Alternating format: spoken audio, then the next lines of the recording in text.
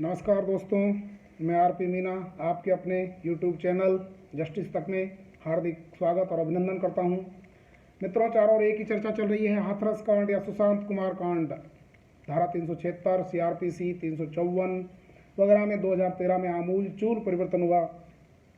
7 साल की मशक्कत के बाद निर्भया केस के दोषियों को फांसी भी हुई, लेकिन स्थिति बद से बदतर बनती चली जा रही है।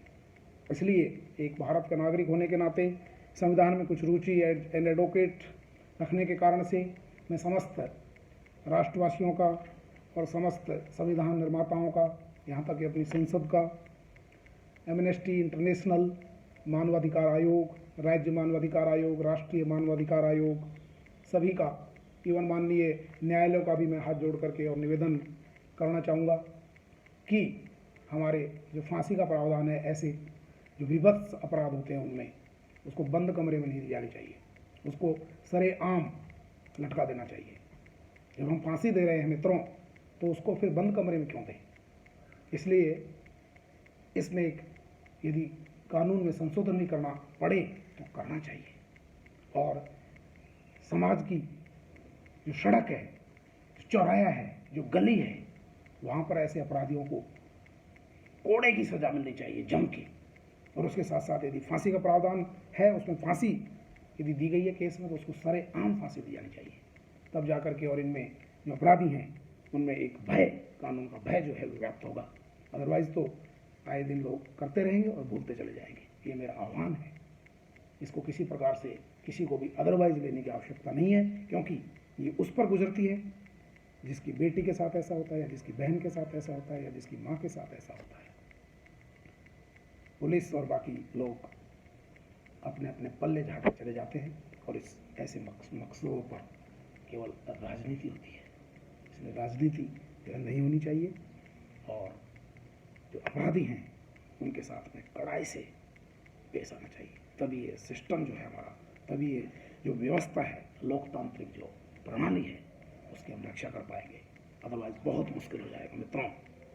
खैर, ये तो ये बात हुई। दूसरी बात, आज हम आपको सर्विस मैटर्स के बारे में बताना चाहेंगे। जस्टिस का ग्रुप में परिवार है आप हमारा।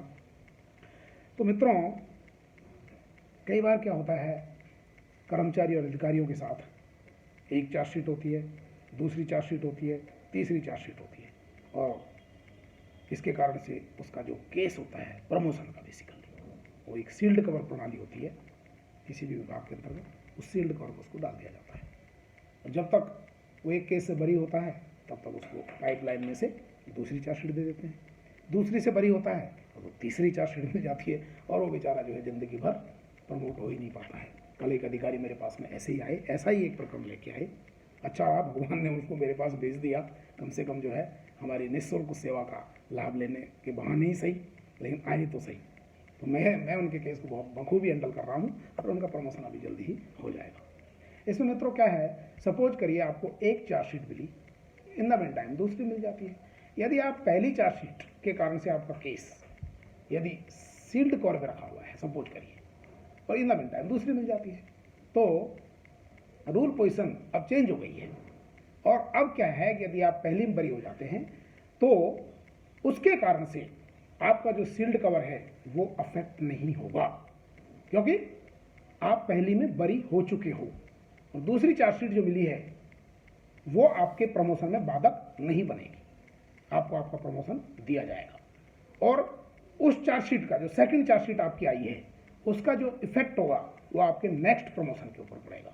आपका जो प्रमोशन ड्यू हो चुका है, जो सील्ड कवर में रखा हुआ है, वो जो ही आप पहली चार्जशीट से बरी होते हैं वो खुल जाएगा।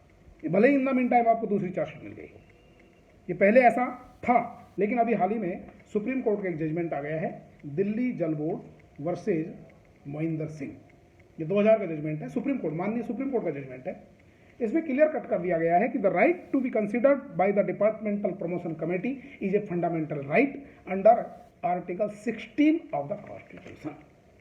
इसमें यह क्लियर कर दिया गया है कि पाइपलाइन में जो दूसरी चार्जशीट, तीसरी चार्जशीट है, और यदि पहली चार्जशीट के कारण से वो आदमी पूरी तरह से एक्जोनरेट हो जाता है, तो फिर सेकंड या थर्ड चार्जशीट का इफेक्ट उसके बैक प्रमोशन के ऊपर जो सील्ड कवर में रखा हुआ है उस पर नहीं पड़ेगा।